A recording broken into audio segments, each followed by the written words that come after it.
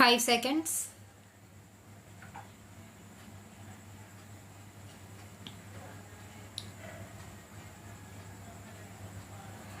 Honorable Speaker Sir, to meet the needs of Amrit Kal and to facilitate optimum regulation in the financial sector, public consultation as necessary and feasible will be brought to the process of regulation making and issuing subsidiary directions. To simplify, ease and reduce cost of compliance, financial sector regulators will be requested to carry out a comprehensive review of existing regulations. For this, they will consider suggestions from public and regulated entities. Time limits to decide the applications under various regulations will also be laid down. To enhance business activities in GIFT IFSC, the following measures will be taken. Delegation powers under the SEZ Act to IFSCA to avoid dual regulation, setting up a single window IT system for registration and approval from IFSCA, SEZ authorities, etc. Permitting acquisition, financing by IFSC banking units of foreign banks, establishing a subsidiary of Exim Bank for trade refinancing, amending IFSCA Act for statutory provisions for arbitration, ancillary services, and avoiding dual regulation under SAGE Act, and recognizing offshore derivative instruments as valid contracts. To improve bank governance and enhance investors' protection, certain amendments to the Banking Regulation Act, the Banking Companies Act, and the Reserve Bank of India Act are proposed. To build capacity of functionaries and professionals in the securities market, SEBI will be empowered to develop, regulate, maintain and enforce norms and standards for education in the National Institute of Securities Markets and to recognize award of degrees, diplomas and certificates. A central processing center will be set up for faster response to companies through centralized handling of various forms filed with field offices under the Companies Act. For investors to reclaim unclaimed shares and unpaid dividends from the Investor Education and Protection Fund Authority with ease, an integrated IT portal will be established. Digital payments continue to find wide acceptance.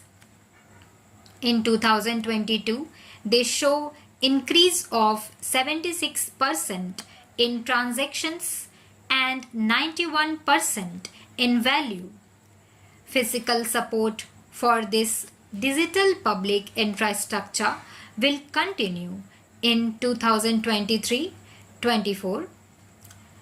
For commemorating Azadi Ka Amrit Mahotsav, a one-time new small savings scheme, Mahila Samman Savings Certificate, will be made available for a 2-year period up to March 2025. This will offer deposit facility up to rupees 2 lakh.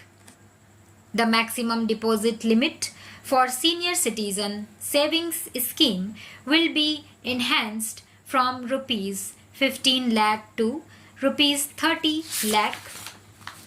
The maximum deposit limit for monthly income account scheme will be enhanced from rupees 4.5 lakh to rupees 9 lakh for single account and from rupees 9 lakh to rupees 15 lakh for joint account. The entire 50-year loan to states has to be spent on capital expenditure within 2023-24. Most of this will be at the discretion of states, but a part will be conditional on states increasing their actual capital expenditure. Parts of the outlay will also be linked to or allocated for the following purposes: scrapping old government vehicles, urban planning reforms and actions, financing reforms in urban local bodies to make them credit-worthy for municipal bonds, housing for police personnel above or as part of police stations, constructing unity malls, children and adolescents libraries and digital infrastructure, and state share of capital expenditure of central schemes. States will be allowed a fiscal deficit of 3.5% of GSDP, of which 0.5% will be tied to power sector reforms. The revised estimate of the total receipts other than borrowings is rupees 24 lakh crore, of which the net tax receipts are rupees 21 lakh crore.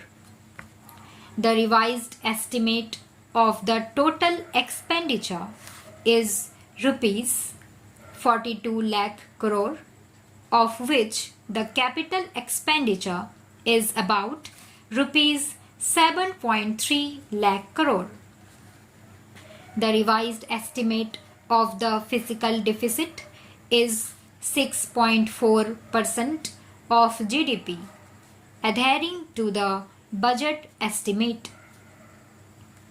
Coming to 2023-24, the total receipts other than borrowings and the total expenditure are estimated at rupees 27 lakh crore and rupees 45 lakh crore respectively. The net tax receipts are estimated at rupees 23 lakh crore. The fiscal deficit is estimated to be 5.9% of GDP. In many budget speech for 2021-22, I had announced that we plan to continue the path of fiscal consolidation, reaching a fiscal deficit below 4.5% by 2025-26, with a fairly steady decline over the period. We have adhered to this path, and I reiterate my intention to bring the fiscal deficit below 4.5% of GDP by 2025-26. To finance the fiscal deficit, in 2023-24, the net market borrowings from dated securities are estimated at rupees 11.8 lakh crore. The balance financing is expected to come from small savings and other sources estimated at rupees 15.4 lakh crore. Stop.